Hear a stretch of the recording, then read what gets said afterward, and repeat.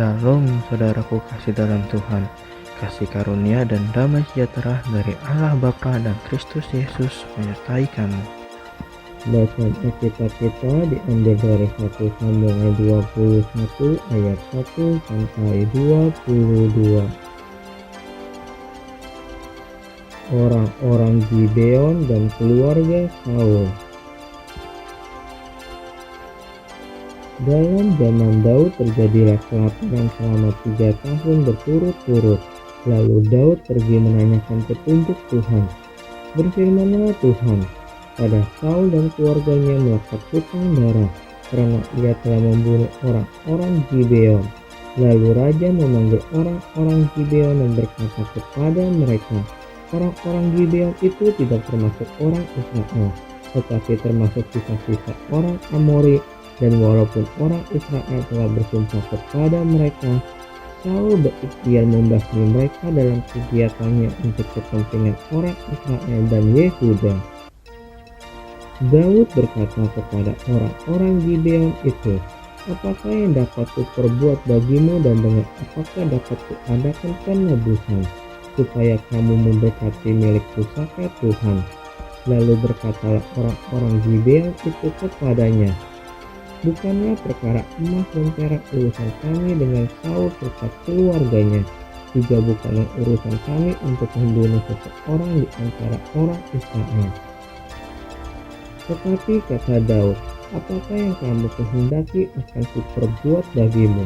Sesudah itu berkatalah mereka kepada raja, dari orang yang hendak membinasakan kami dan yang bermaksud memunahkan kami, sehingga kami tidak mendapat tempat dimanapun di daerah Israel.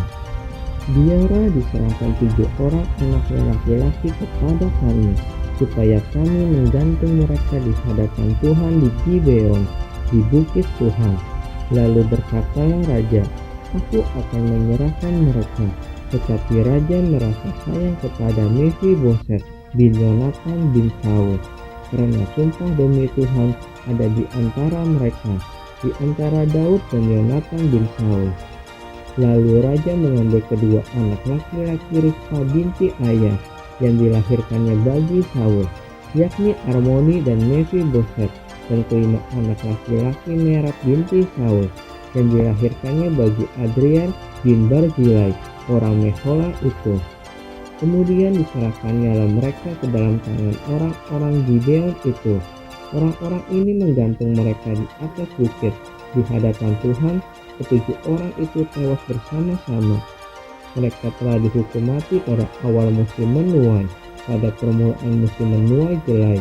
Lalu Rispa binti Ayah mengambil kain sarung dan membentangkannya bagi dirinya di atas gunung batu. Dari permulaan musim menuai sampai tercurah air dari langit ke atas mayat mereka. Ia tidak membiarkan burung-burung di udara mendatangi mayat mereka pada siang hari, ataupun binatang-binatang di hutan pada malam hari. Ketika diberitakan kepada Daud apa yang diperbuat Rispa binti Ayah jundik Saul itu, maka pergilah Daud mengambil tulang-tulang Saul dan tulang-tulang Yonatan anaknya dari warga-warga kota Yabes Gilead, dan telah mencuri tulang-tulang itu dari tanah lapang di Bet-Shan, tempat orang Filistin menggantung mereka, ketika orang Filistin memukul Saul kalah di Gilboa. Ia membawa dari sana tulang-tulang Saul dan tulang-tulang Yonatan anaknya. Dikumpulkanlah juga tulang-tulang orang-orang yang digantung tadi, lalu dikuburkan bersama-sama tulang-tulang Saul dan Yonatan anaknya di tanah Benyamin di Zela di dalam kubur Kis ayahnya. Orang melakukan segala sesuatu yang diperintahkan raja. Maka sesudah itu Allah mengabulkan doa untuk negeri itu. Peperangan melawan orang Filistin. Ketika terjadi lagi peperangan antara orang Filistin dan orang Israel, maka berangkatlah Daud bersama-sama dengan orang-orangnya, lalu berperang melawan orang Filistin sampai Daud menjadi letih lesu. Yisbi bin Nob yang termasuk keturunan raksasa, berat tombaknya 300 sikal tembaga, dan ia menyandang pedang yang baru, menyangka dapat menewaskan Daud. Tetapi Abisai anak Zeruya datang menolong Daud, lalu merobohkan dan membunuh orang Filistin itu. Pada waktu itu orang-orang Daud memohon dengan sangat kepadanya, kata mereka, Janganlah lagi engkau maju berperang bersama-sama dengan kami, supaya keturunan Israel jangan punah bersama-sama engkau. Sesudah itu terjadi lagi pertempuran melawan orang Filistin di Gob. Pada waktu itu Siksai orang Husa memukul Kaleb yang termasuk keturunan raksasa, dan terjadi lagi pertempuran melawan orang Filistin di Gob. Elhanan bin Yare Oregim orang Betlehem itu menewaskan Goliat orang Gat itu, yang gagang tombaknya seperti pesa tukang tenun. Lalu terjadi lagi pertempuran di Gat, dan di sana ada seorang yang tinggi perawakannya, yang tangan dan kakinya masing-masing berjari 6, 24 seluruhnya. Juga orang ini termasuk keturunan raksasa.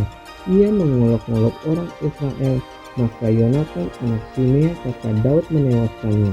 Keempat orang ini termasuk keturunan raksasa di Gat. Mereka tewas oleh tangan Daud dan oleh tangan orang-orangnya.